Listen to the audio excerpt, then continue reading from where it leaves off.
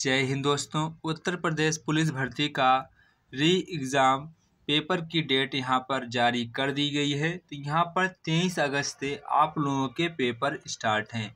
तो आप सभी लोग तैयारी में लग जाइए और प्रैक्टिस सेट को सॉल्व करने में कोई भी कसर ना छोड़ें। तो आज से हम लोग आप लोगों के लिए रोज़ 1 प्रैक्टिस सेट अपलोड करेंगे, जो कि हूबहू आपके रियल परीक्षा की तरह होगा।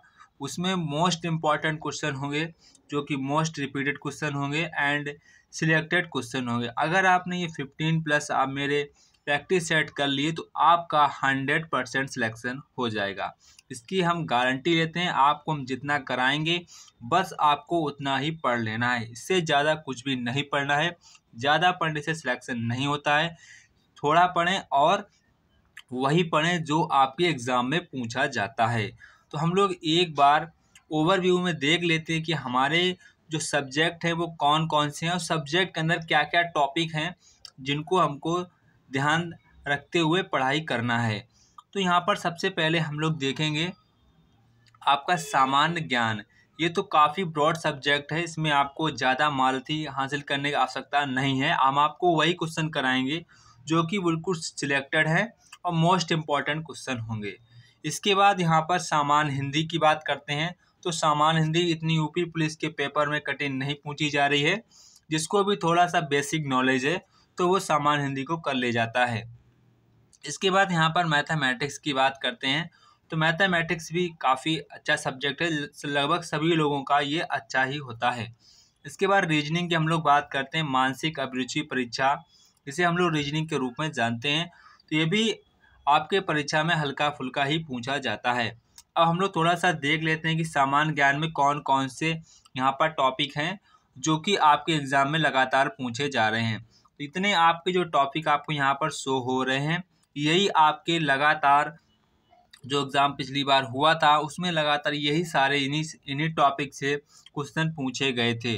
तो आप लोगों को एक बार इसकी स्क्रीनशॉट ले लेनी है और ध्यान रखने की बात है कि आपको यही टॉपिक यहाँ पर आपको अपने ध्यान में रखकर तैयारी करना है। इसके बाद हम लोग बात करेंगे सामान्य हिंदी की। तो सामान्य हिंदी में यहाँ पर आपको जितने भी टॉपिक दिख रहे हैं सेम आपको इतने टॉपिक की तैयारी करनी है। ज़्यादा आपको कुछ नहीं पढ़ना है। जितने भी आपको यहाँ पर टॉपिक शो हो रहे हैं इतने ही आपको टॉपिक की तैयारी हम करवाएंगे। ये आपके सभी प्रैक्टिस सेट में इन्हीं टॉपिक से संबंधित आपको हम क्वेश्चन करवाएंगे। इससे बाहर हम कोई भी क्वेश्चन नहीं करवाएंगे। इसके बाद यहाँ पर संख्यात्मक एवं मानसिक परीक्षा जो कि मैथमेटिक्स है, यह भी हम आपको लोगों को फिक्स वही क्वेश्चन कराएंगे जितने भी यहाँ पर आपके टॉपिक लिखे हुए हैं। तो आप लोग भी एक बार इनको स्क्रीनशॉट ले लेंगे ताकि आपको यहाँ पर ध्यान हो जाए कि हमारे कौन कौन से टॉपिक हैं, हमें किस पर हमें जोर लगाना है। इसके बाद हम लोग बात करेंगे यहाँ पर मानसिक योग्यता परीक्षा, यानी जैसे हम लोग रीजनिंग के रूप में जानते हैं। तो रीजनिंग यहाँ पर आपको यहाँ पर जितने टॉपिक लिखे हैं सेम आपको इस पर ही तैयारी करनी है। एक बार आप लोग स्क्रीनशॉट इसकी ले लेंगे। इसके बाद यहाँ पर है मानसिक अभिरुचि परीक्षा, उपलब्धि परीक्षा, तार्किक परीक्षा। इसमें लोग थोड़े बहुत तार्किक प्रश्न पूछे जाते हैं। तो यहाँ पर आप लोगों को जितने यहाँ पर दिख रहे हैं इतने ही आपकी यहाँ पर तैयारी करनी है। जितने आपको टॉपिक दिख रहे हैं इतने ही आपकी टॉपिक की तैयारी करनी होगी। इसके बाद तार्किक परीक्षा है, वो भी आपकी इसी में आ जाती है। सेम आपको इतने ही टॉपिक आपको तैयार करने हैं। तो अब हम लोग अपना प्रैक्टिस सेट स्टार्ट करते हैं और सारे क्वेश्चन आपको हम बताएंगे कैसे करने हैं, कम टाइम में कैसे क्वेश्चन को आपको सॉल्व करना है। जो क्वेश्चन नहीं आ रहा है उस पर आपको फालतू का टाइम वेस्ट नहीं करना है। तो दोस्तों ये हमारा पहला प्रैक्टिस सेट होने वाला है। हम आपको 15+ प्रैक्टिस सेट करवा देंगे, जिसे आप लोग तैयार कर लेते हैं तो आपका सिलेक्शन 100% होने की गारंटी हम लेते हैं। अगर आप जितने प्रैक्टिस सेट हम करवा रहे हैं आपको उतने सारे प्रैक्टिस सेट को घर पे ईमानदारी से सॉल्व करना है। तो यहाँ पर हम लोग अपना पहला प्रैक्टिस सेट स्टार्ट करते हैं। जितने क्वेश्चन यहाँ पर अब आपके एग्ज़ाम में पूछे जाएंगे हम उतने ही क्वेश्चन आपको करवाएंगे। तो सबसे पहले यहाँ पर आपका जो सामान्य हिंदी का यहाँ पर ये आपको सबसे पहले सामान्य हिंदी हो सकता है, सामान्य ज्ञान हो सकता है, मैथमेटिक्स, कोई भी आपका सेशन आपको सबसे पहले मिल सकता है। तो यहाँ पर सबसे पहले आपका सामान्य हिंदी आया है। तो यहाँ पर निर्देश में कह रहा है प्रश्न 1 से 5 निम्नलिखित गद्यांश को पढ़कर नीचे दिए गए प्रश्नों के आपको उत्तर देने हैं। तो यहाँ पर जो आपको गद्यांश दिया गया उसको आपको पढ़ना है और 1 से 5 तक की सभी प्रश्नों के आपको उत्तर देने हैं। तो एक बार आप सभी लोग इस गद्यांश को अच्छे तरीके से पढ़ लेंगे ताकि आपको यहाँ पर बार बार पढ़ने की आवश्यकता ना पड़े। एक बार इसको पॉज करेंगे और आराम से पढ़ लेंगे। तो हम लोग अब यहाँ पर अपने पहले क्वेश्चन की ओर बढ़ते हैं।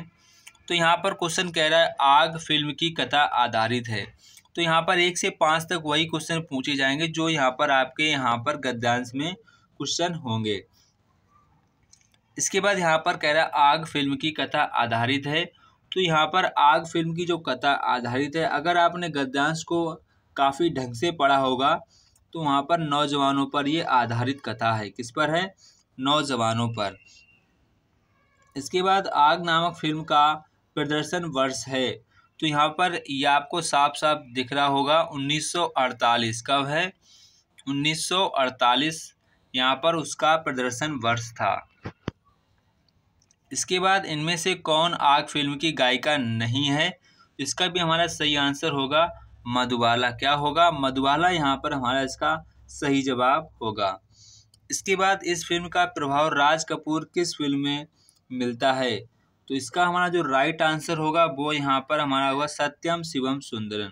ये मूवी है जिसमें हमारा राज कपूर की यहाँ पर फिल्म का प्रभाव मिलता है, सत्यम शिवम सुंदरम। इसके बाद हम लोग यहाँ पर क्वेश्चन नंबर 5 की बात करेंगे। तो आग के प्रदर्शन के समय राज कपूर की उम्र थी। तो आग के प्रदर्शन के समय राज कपूर की उम्र कितनी थी? वो यहाँ पर केवल 23 वर्ष की उनकी उम्र थी। तो ये थे हमारे गद्यांश के 1 से 5 तक की प्रश्न जो कि काफ़ी आसान हैं। इसके बाद यहाँ पर क्वेश्चन 6 से स्टार्ट हो रहे हैं। कह रहे हैं मगही किस उपभाषा की बोली है? तो ये हमारी जो मगही है वो हमारी बिहारी भाषा की उपभाषा है। इसके बाद क्वेश्चन नंबर 7 रावण सिर सरोज बनचारी चली रघुवीर सिली सुख उधारी सिली सुख मुख में अलंकार कौन सा है? तो जो ये आपको पंक्ति दी गई है इसमें आपसे अलंकार पूछा गया है कि इसमें कौन सा अलंकार होगा। तो ये हमारा इसमें जो अलंकार होगा वो हमारा श्लेष अलंकार होगा। कौन सा होगा? श्लेष अलंकार होगा, क्योंकि जब काव्य में किसी शब्द का प्रयोग एक बार किया गया हो लेकिन जो उसके अर्थ हैं वो एक से अधिक हो, वहाँ पर श्लेष अलंकार होता है। प्रश्न में दिए गए चौपाई में सिली मुख, तो सिली मुख यहाँ पर जो शो हो रहा है इसके 2 अर्थ हैं। कौन कौन से 2 अर्थ हैं? वो हमारे 2 अर्थ होंगे बाढ़ और भौरा। बाढ़ और भौरा। इसी के कारण यहाँ पर जो हमारा अलंकार है वो हमारा श्लेष अलंकार हो गया, क्योंकि एक शब्द के 2 अर्थ निकल रहे हैं। इसी कारण यहाँ पर हमारा जो अलंकार हुआ है वो हमारा श्लेष अलंकार हो जाएगा। इसके बाद क्वेश्चन नंबर 8 यहाँ पर कह रहा है विस्मय शब्द का विस्मय स्थायी भाव किस रस में होता है? तो ये काफ़ी आसान है। विस्मय जो होता है वो हमारा अद्भुत रस का स्थायी भाव होता है। इसके बाद हम लोग जान लेंगे जो हास होता है वो हास रस का स्थायी भाव होता है। जो शांत होता है वो यहाँ पर हमारा होता है शांत रस का स्थायी भाव। इसके बाद जो यहाँ पर भीभत्स है वो हमारा यहाँ पर भीभत्स का स्थायी भाव होता है। तो ये आप लोग ध्यान रखेंगे। विस्मय किसका स्थायी भाव होता है? अद्भुत रस का स्थायी भाव होता है। इसके बाद यहाँ पर क्वेश्चन नंबर 9 गुरु गोविंद दो खड़े काके लागो पाए बलिहारी गुरु आपनो गोविंद दियो बताए उपरुक्त गद्यांश के रचयिता कौन है? तो यहाँ पर पूछा गया है उपरुक्त गद्यांश के रचयिता कौन है? तो यहाँ पर उपरुक्त गद्यांश के जो हमारे रचयिता हैं वो हमारे कबीर दास जी हैं। कभी कभी क्वेश्चन पूछ लेता है ये किससे ली गई है? तो ये हमारी बेसिकली बीजक नामक जो इनका एक संग्रह था उसी से लिया गया है ये पंक्ति। तो इसको भी आप लोग ध्यान रखेंगे। उक्त पंक्ति कबीरदास विरचित हैं जो बीजक से ली गई है। इसके बाद यहाँ पर कह रहा है कि क्वेश्चन नंबर 10 चौपाई छंद में कितनी मात्राएं होती हैं? इसको भी आप लोगों को ध्यान रखना है। चौपाई छंद में यहाँ पर 16-16 मात्राएं होती हैं, जो कि आपका एक सममात्रिक छंद है। इसको भी आप लोग ध्यान रखेंगे, ये क्वेश्चन में पूछा जा चुका है कि चौपाई जो छंद है वो हमारा कितने मात्राएं होती हैं, 16 मात्राएं होती हैं, और यह हमारा एक सममात्रिक छंद होता है। तो आप इसको भी ध्यान रखेंगे। अब हम लोग क्वेश्चन 11 की ओर बढ़ते हैं। इसके बाद यहाँ पर हमारा क्वेश्चन नंबर 11। तो क्वेश्चन नंबर 11 यहाँ पर कह रहा है, यदि ए, ओ तथा औ के बाद कोई भिन्न स्वर आता है तो इनके स्थान पर क्रमशः आए, आव हो जाता है, तो ये कौन सी संधि होगी। तो यहाँ पर आप लोग ध्यान रखेंगे, ओ बेसिकली यहाँ पर जो ये होता है ये हमारा अयादी संधि, ये अयादी संधि के वर्ड हैं। आए, आओ, ये आपके अयादी संधि के वर्ड हैं, ये आपको ध्यान रखना है। यदि ए, ओ तथा औ के बाद कोई जो भिन्न भिन्न स्वर आ जाता है तो वहाँ पर क्रमशः आए, अब हो जाता है। तो ये बेसिकली यहाँ पर अयादी संधि होगी। कौन संधि होगी, इसमें अयादी संधि होगी। इसके बाद यहाँ पर क्वेश्चन नंबर 12 है। तो 12 क्वेश्चन करने से पहले हम लोग यहाँ पर देख लेते हैं। यहाँ पर कह रहा है, इस प्रश्न के वाक्य से पहले अंतिम भाग को क्रमशः 1 से 6 की संख्याएं दी गई हैं। बीच में आने वाले अंश को 4 भागों में बांटकर या राला व संख्या दी गई है। तो ये चारों उचित क्रम में नहीं है, इन चारों को उचित क्रम लगाइए ताकि शुद्ध वाक्य का निर्माण हो सके। तो यहाँ पर आपको एक हेड सेंटेंस दिया जाएगा और आपके सब सेंटेंस यहाँ पर दिए गए होंगे। तो आपको यहाँ पर इसको रीअरेंजमेंट करना है ताकि आपका एक उचित वाक्यांश का निर्माण हो सके। तो यहाँ पर सबसे पहले देखेंगे मजदूरों की बस्ती में। तो मजदूरों की बस्ती में यहाँ पर सबसे पहले आप लोगों को इसको सही क्रम में लगाना है। तो मजदूरों की बस्ती में, तो यहाँ पर सबसे पहले आप लोगों को इसका नीचे देख लेना है कौन सा ऑप्शन होगा, वो यहाँ पर आप लोगों को इसको चूज कर लेना है। ये आपके ऑप्शन नीचे दिए गए हैं।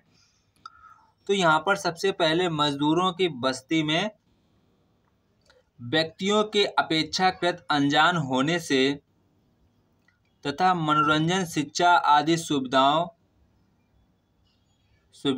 और कल्याणकारी कार्यकलापों के न होने से वहाँ के बेकार रहने वाले व्यक्ति के। तो यहाँ पर ये सेंटेंस हल्का बन रहा है, ये हो सकता है। तो यही आपका यहाँ पर बिगड़ने की संभावना सबसे ज़्यादा इसी में रहती है। तो यहाँ पर कह रहा है बिगड़ने की संभावना सबसे ज़्यादा किस में रहती है, तो इसमें संभावना है बिगड़ने की। इसके बाद यार राला व इसको देखते हैं। सबसे पहले आपको ऑप्शन के जरिए यहाँ पर पिकअप करना होता है। ये वाला ऑप्शन सबसे ज़्यादा बिगड़ रहा है, कोई इसका तुक नहीं बन रहा है।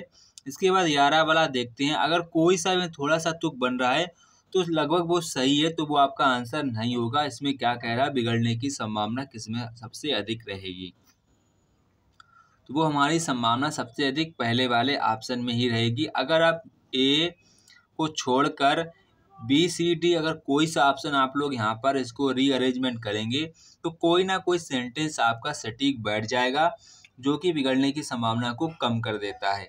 इसी कारण यहाँ पर आपको सबसे अधिक बिगड़ने की संभावना वाला ही सेंटेंस चूज करना है, जो कि यहाँ पर आपका पहला ऑप्शन सही होगा।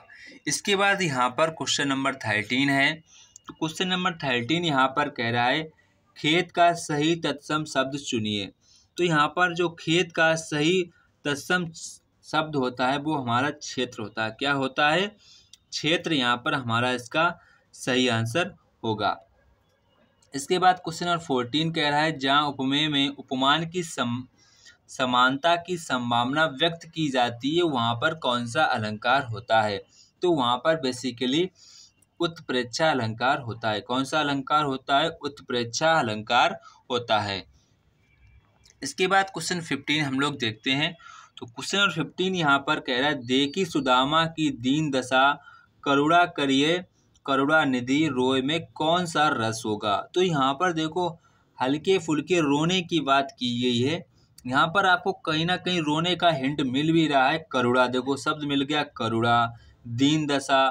तो ये आपके ऐसे शब्द हैं जो आपको हिंट करते हैं कि या इसमें यहाँ पर आपका करुण रस ही होगा। कौन सा रस होगा? करुण रस होगा। वियोग रस में कोई आपसे दूर चला जाता है, आपको छोड़कर चला जाता है। और रौद्र रस में आपको गुस्सा भड़कम बहुत आएगा। शांत रस तो आप लोग जानते ही हैं। तो यहाँ पर हमारा करेक्ट आंसर होगा करुण रस। इसके बाद यहाँ पर आजन्म शब्द में समास कौन होगा? आजन्म, आजन्म शब्द में आपका यहाँ पर समास पूछा गया है। तो यहाँ पर जो हमारा समास होगा बहुव्रीहि तो हो नहीं सकता है, द्वंद्व हो नहीं सकता है, कर्मधारय हो नहीं सकता है, क्योंकि पहले आपको कर्म बताना होगा तब उस पर धारय करना है। तो यहाँ पर हमारा सही आंसर होगा अव्ययीभाव समास। कौन सा होगा? अव्ययीभाव समास होगा। तो अव्ययीभाव समास जिसका यहाँ पर जिस समास का प्रथम पद अव्यय तथा प्रधान होता है अव्ययीभाव समास कहलाता है।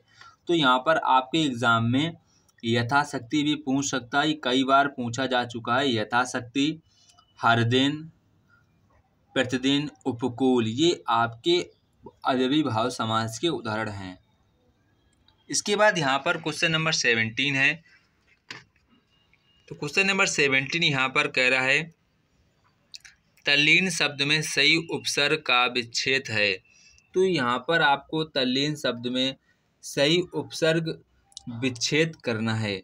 तो यहाँ पर जब आप लोग इसका सही उपसर्ग विच्छेद करेंगे तो यहाँ पर आप लोग देखेंगे जो हमारा सही आंसर होगा वो यहाँ पर हमारा सही आंसर होगा ऑप्शन नंबर डी, तत् प्लस लीन। तो ये वाला हमारा ऑप्शन सही होगा। इसके बाद यहाँ पर क्वेश्चन नंबर 18 कह रहा है हंस पत्रिका के संपादक कौन थे? तो हंस पत्रिका के जो हमारे संस्थापक संपादक थे वो यहाँ पर हमारे कौन थे? प्रेमचंद जी थे। कौन थे? प्रेमचंद्र जी थे। आप लोग एक बात ध्यान रखेंगे, हंस पत्रिका के संपादक यहाँ पर प्रेमचंद जी थे। यह पत्रिका यहाँ पर 1930 में बनारस में प्रकाशित हुई थी। ये आप लोग क्वेश्चन ध्यान रखेंगे, ये आपके परीक्षा में क्वेश्चन पूछा जा चुका है। हम आपको अलग से डिटेल में बता दे रहे हैं। ये आपकी जो पत्रिका है प्रेमचंद जी ने इसको संस्थापक की थी और इसका जो प्रकाशन हुआ था वो 1930 में बनारस में हुआ था। इसके बाद आप लोग और कुछ अलग से यहाँ पर पत्रिकाओं के बारे में जान लेंगे तो यहाँ पर आपको काफ़ी आसानी रहेगी। ये कई बार क्वेश्चन पूछे जा चुके हैं। इसके बाद आप लोग ध्यान रखेंगे निराला पत्रिका जो थी हमारी, निराला जी की जो पत्रिका है हमारी वो हमारी है समन्वय पत्रिका। कौन सी है? समन्वय पत्रिका। ये है निराला जी की समन्वय पत्रिका जो कि प्रकाशन वर्ष यहाँ पर इनका हुआ था 1922, लगभग 1922-1923 में मिलता है 1923। और इनका कहाँ पे हुआ था? कलकत्ता में हुआ था। एक आप लोग ये याद रखेंगे, ये भी काफ़ी इम्पोर्टेंट है। सूर्यकांत त्रिपाठी निराला जी की एक समन्वय पत्रिका है, उसका जो प्रकाशन वर्ष 1922-1923 कलकत्ता में हुआ था। इसके बाद आप लोग एक और याद रख लेंगे धर्मवीर भारती की जो काफ़ी फेमस है, धर्मवीर भारती जी की। तो भी आप लोग यहाँ पर ध्यान रखेंगे। धर्मवीर भारती जी की एक और है हमारी, उनकी पत्रिका का नाम होगा धर्मयुग। क्या है?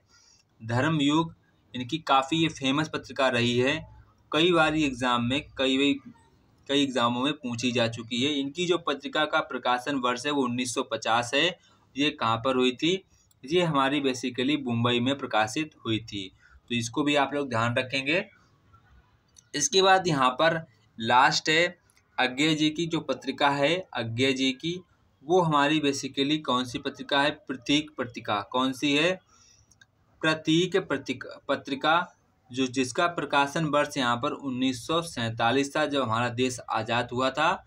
और इसका जो यहाँ पर प्रकाशन स्थान है वो हमारा इलाहाबाद था। कौन सा? इलाहाबाद। तो आप 3 पत्रिकाओं के नाम ध्यान रखेंगे, उनका प्रकाशन वर्ष ध्यान रखेंगे, उनका प्रकाशन स्थान ध्यान रखेंगे। ये कई बार आपके एग्जाम में पूछी जा चुकी हैं। इसके बाद हम लोग बात करेंगे क्वेश्चन नंबर 19 की। तो क्वेश्चन नंबर 19 यहाँ पर कह रहा है गोद में लड़का शहर भर में ढिंढोरा मुहावरा का सही अर्थ है। तो यहाँ पर हमारा जो मुहावरा का सही अर्थ होगा वो यहाँ पर ऑप्शन नंबर सी वाला सही जवाब होगा। पास में वस्तु रहते हुए चारों ओर खोजना। सही बात है, गोद में आपका लड़का है, शहर भर में आपने ढिंढोरा कर दिया। तो यहाँ पर ऑप्शन नंबर सी हमारा करेक्ट आंसर होगा।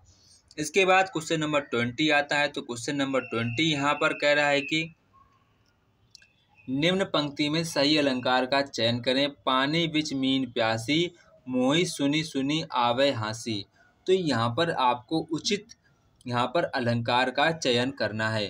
तो यहाँ पर हमारा उचित जो अलंकार होगा वो हमारा विषयोक्ति अलंकार होगा, क्योंकि यहाँ पर जहाँ पर कारण के रहते हुए भी कार्य ना होना पाया जाए तो वहाँ पर आपका विषयोक्ति अलंकार होता है। यहाँ पर आप देखेंगे जो मछली के पानी में रहते हुए भी मछली के प्यासे होने की बात कही गई है, इसी कारण यहाँ पर हमारा विषयोक्ति अलंकार होगा। मछली पानी में है फिर भी प्यासी मर रही है, तो यहाँ पर विषयोक्ति अलंकार होगा। अब हम लोग अपने क्वेश्चन नंबर 21 की ओर बढ़ते हैं। इसके बाद यहाँ पर हमारा क्वेश्चन नंबर 21 वाक्य के अशुद्ध भाग का आपको चयन करना है। यदि कोई त्रुटि ना हो तो आपको भाग डी को चिन्हित करना है। तो यहाँ पर सबसे पहले यहाँ पर क्वेश्चन कह रहा है महामहिम राष्ट्रपति हमारे संस्थान में स्वर्ण जयंती का समारोह उद्घाटन करेगा। तो यहाँ पर आप लोग ध्यान रखेंगे किसी के सम्मान के लिए हम लोग बहुवचन का ही प्रयोग करते हैं, क्योंकि हम लोग जानते हैं किसी को हम लोग ऐसे नहीं कह सकते उद्घाटन करेगा। हम लोग सम्मान के लिए बहुवचन शब्द का ही प्रयोग, बहुवचन जो होता है उसी का हम लोग प्रयोग करते हैं। तो यहाँ पर सही क्या होगा, उद्घाटन करेंगे। तो यहाँ पर हमारे ऑप्शन नंबर सी में गलती थी, तो यहाँ पर जो हमारा करेक्ट आंसर हो जाएगा वो यहाँ पर हमारा ऑप्शन नंबर सी वाला करेक्ट आंसर होगा।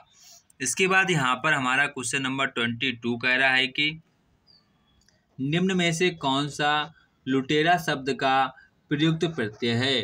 तो यहाँ पर कह रहा है लुटेरा शब्द में कौन सा प्रत्यय होगा। तो यहाँ पर हमारा लुटेरा शब्द में जो हमारा प्रत्यय होगा वो यहाँ पर हमारा एरा होगा। क्या होगा, एरा। ये आप लोग ध्यान रखेंगे।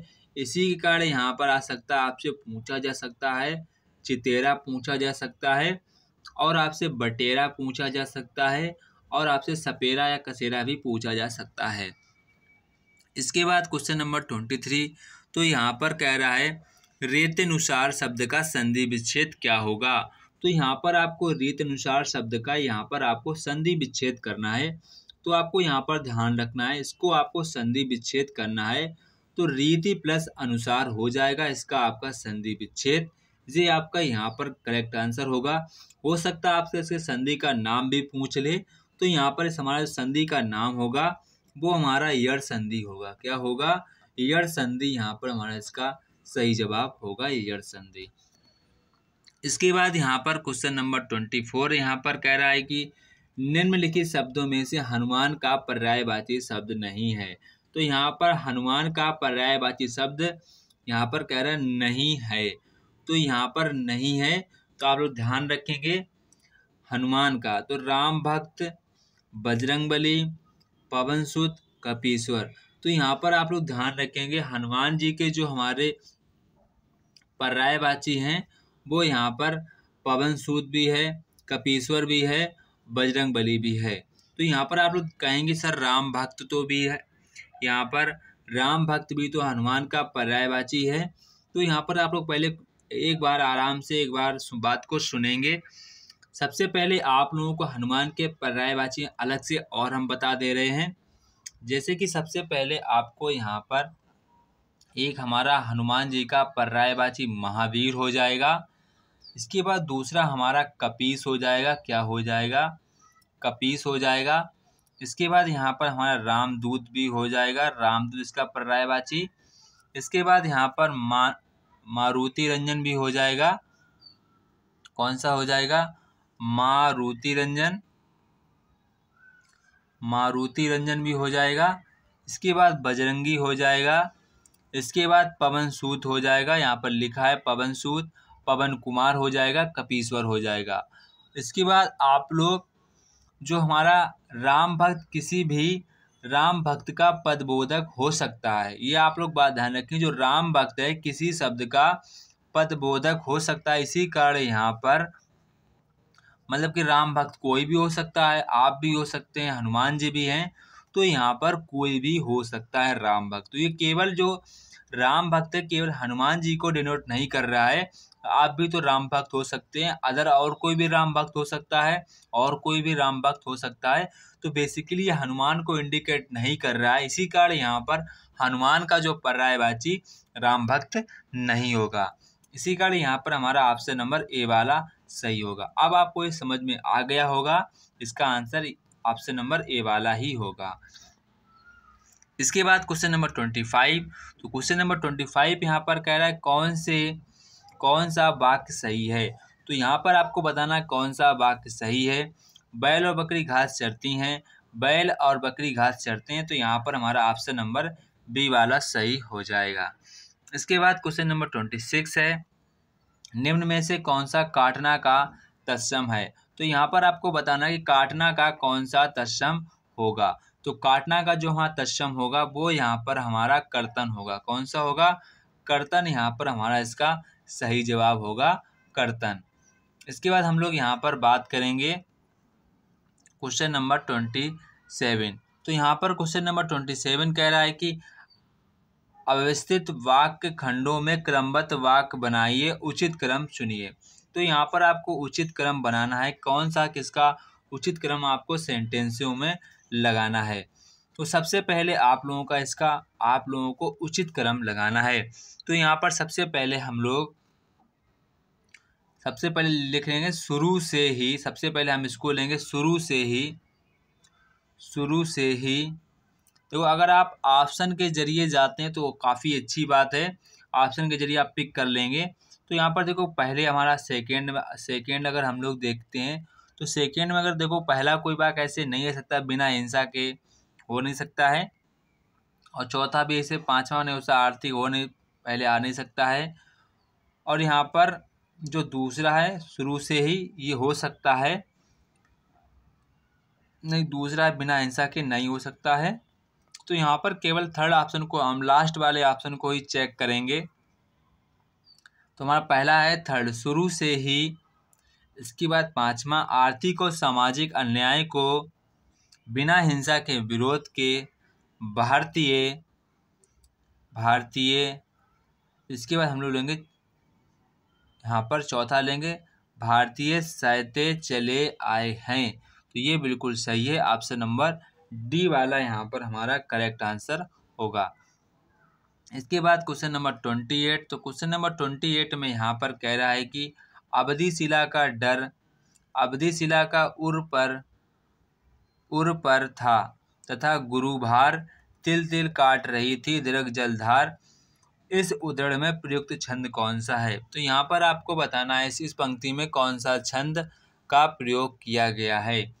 तो इस छंद में यहाँ पर हमारा बरवय छंद का प्रयोग हुआ है, क्योंकि यहाँ पर बरवय हमारा एक अर्ध सममात्रिक छंद है। इसको आप लोग ध्यान रखेंगे, अर्ध सममात्रिक छंद है। इस छंद में विषम चरणों में यहाँ पर 12-12 मात्राओं का प्रयोग हुआ है। अगर आप मात्राएं काउंट करेंगे तो 12-12 मात्रा निकलेंगी, और सम छंद में यहाँ पर 7-7 मात्राएं निकलेंगी। इसी कारण यहाँ पर इसमें हमारा बरवय छंद होगा। इसके बाद यहाँ पर क्वेश्चन कह रहा है पुरुष शब्द का विलोम क्या होगा। तो यहाँ पर नहीं सर, परुष है। परुष शब्द का यहाँ पर आपको विलोम बताना है। तो परुष शब्द का यहाँ पर विलोम होता है कोमल। क्या होगा? कोमल यहाँ पर हमारा इसका सही जवाब होगा। इसके बाद क्वेश्चन नंबर 30 है। तो क्वेश्चन नंबर 30 यहाँ पर कह रहा है जिसका जन्म पहले से हुआ हो वाक्य के लिए उपयुक्त शब्द का विकल्प का चयन करें। तो जिसका जन्म पहले हुआ हो तो इसका हमारा सही आंसर क्या होगा? अग्रज। अग्रज यहाँ पर हमारा इसका सही जवाब होगा, अग्रज। इसके बाद यहाँ पर क्वेश्चन नंबर 31 है। तो क्वेश्चन नंबर 31 यहाँ पर कह रहा है चिरजीवो जोरी जुरे कुयू ना सनय गंभीर, जो घटी ये ब्रज भानुजा वे हलदर के वीर। तो यहाँ पर कह रहा है कि ब्रज भानुजा और हलदर में कौन सा अलंकार है। तो यहाँ पर आपसे एक आपको पहले पंक्ति दी गई है, फिर आपसे उस शब्द को यहाँ पर चूज करके ये 2 पूछे गए, इसमें कौन सा अलंकार होगा। तो यहाँ पर बेसिकली हमारा जो अलंकार होगा वो श्लेष अलंकार होगा। कौन सा होगा? श्लेष अलंकार होगा, क्योंकि यहाँ पर जहाँ किसी शब्द के एक से अधिक अर्थ निकलते हैं तो वहाँ पर श्लेष अलंकार ही होता है। तो आप लोग ध्यान रखेंगे, यहाँ पर हमारा श्लेष अलंकार ही है। इसके बाद यहाँ पर आप ध्यान रखेंगे, श्लेष शब्द श्लेष शब्द से निष्पन्न हुआ है, ये आप लोग ये भी ध्यान रखेंगे। इसके बाद जिसका अर्थ होता है चिपका हुआ, तो जो हमारा श्लेष शब्द का अर्थ क्या होता है? चिपका हुआ। इसका अर्थ हमारा होता है चिपका हुआ।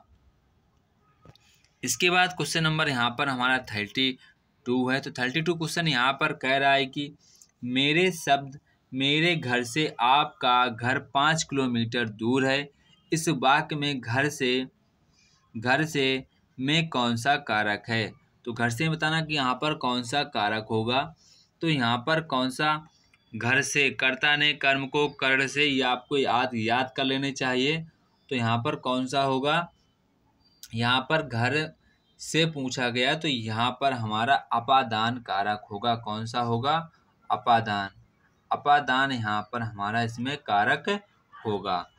तो यहाँ पर आपका जो ऑप्शन होगा वो आपका यहाँ पर जो ऑप्शन है वो यहाँ पर आपका जो ऑप्शन है वहाँ पर अपादान सही हो जाएगा। कौन सा सही हो जाएगा? अपादान यहाँ पर आपका सही आंसर हो जाएगा। इसके बाद यहाँ पर हमारा क्वेश्चन नंबर 33 है। तो क्वेश्चन नंबर 33 यहाँ पर कह रहा है वाचस्पति शब्द किस समास का समास पद है? तो ये हमारा किस शब्द का समास पद है? तो यहाँ पर आप लोग ध्यान रखेंगे, ये क्वेश्चन काफ़ी इम्पोर्टेंट है, तो इसको आप लोग ध्यान रखेंगे। तो यहाँ पर हमारा सही आंसर हो जाएगा अलूक तत्पुरुष का ये हमारा समस्त पद है। इसके बाद क्वेश्चन नंबर 34 कह रहा है निम्नलिखित में से कौन सा शब्द पुल्लिंग है? तो यहाँ पर आपको बताना कौन सा शब्द पुल्लिंग है। तो यहाँ पर हमारा व्यय जो शब्द है वो हमारा पुल्लिंग है, इसको आपको ध्यान रखना है। यहाँ पर व्यय शब्द पुल्लिंग है, यह अकारांत तत्समक शब्द है, यह भी आप ध्यान रखेंगे। यह हमारा अकारांत तत्समक शब्द है। अकारांत तत्सम शब्द पुल्लिंग होते हैं, ये आपको ध्यान रखना। जितने भी अकारांत शब्द होते हैं वो सभी के सभी पुल्लिंग होते हैं। जैसे कि यहाँ पर हमारा हो सकता है आपसे अंधकार, आम, इतिहास, उपचार, काष्ठ आदि, ये सभी के सभी हमारे अकारांती शब्द थे, तो इनको आपको ध्यान रखना है। इसके बाद यहाँ पर क्वेश्चन नंबर 35 कह रहा है निम्नलिखित शब्दों में से एक वचन है। तो यहाँ पर आपसे पूछ रहा है कि एक वचन कौन है? तो यहाँ पर एक वचन हमारा होगा तेल। कौन सा होगा? तेल हमारा एक वचन होगा। इसके बाद यहाँ पर कह रहा है विद्याभ्यास का संधि विच्छेद करना है। तो यहाँ पर आपको विद्या आभास का संधि विच्छेद करना है। तो यहाँ पर विद्याधन अभ्यास हमारा इसका सही आंसर हो जाएगा। इसमें हमारी जो संधि होगी वो हमारी दीर्घ संधि होगी। कौन सी संधि होगी? इसमें हमारी दीर्घ संधि होगी। इसके बाद यहाँ पर हम लोग बात करेंगे क्वेश्चन नंबर 37 की। तो क्वेश्चन नंबर 37 कह रहा है जय पराजय में कौन सा समास है? तो यहाँ पर जय और पराजय, यहाँ पर देखो बीच में डैश आपको दिख रहा होगा, तो आपको यहाँ पर कुछ ना कुछ हिंट मिल गई होगी इसमें कौन सा समास होगा। जहाँ पर आपको डैश भाई बहन, गाय बैल, माता पिता, राम कृष्ण, बेटी बेटा, जैसे आपको यहाँ पर शब्द ऐसे मिले तो आप तुरंत ही वहाँ पर द्वंद्व समास को क्लिक कर देंगे। आपका जो सही आंसर हो जाएगा वो आपका यहाँ पर द्वंद्व समास वाला सही आंसर हो जाएगा। इसके बाद क्वेश्चन नंबर लास्ट यहाँ पर हिंदी पोर्शन का है। यहाँ पर इनमें से शुद्ध वर्तनी वाला कौन सा शब्द है? तो यहाँ पर पूछा गया इनमें से शुद्ध वर्तनी वाला कौन सा शब्द है। तो यहाँ पर आप लोग ध्यान रखेंगे शुद्ध वर्तनी वाला जो हमारा शब्द है वो हमारा अन्वेषण। कौन सा है? अन्वेषण। ये भी गलत है, ये भी गलत है, यह भी गलत। तो यहाँ पर आपको जो सबसे शुद्ध है वो आपका अन्वेषण, ऑप्शन नंबर ए वाला ही बिल्कुल सही है।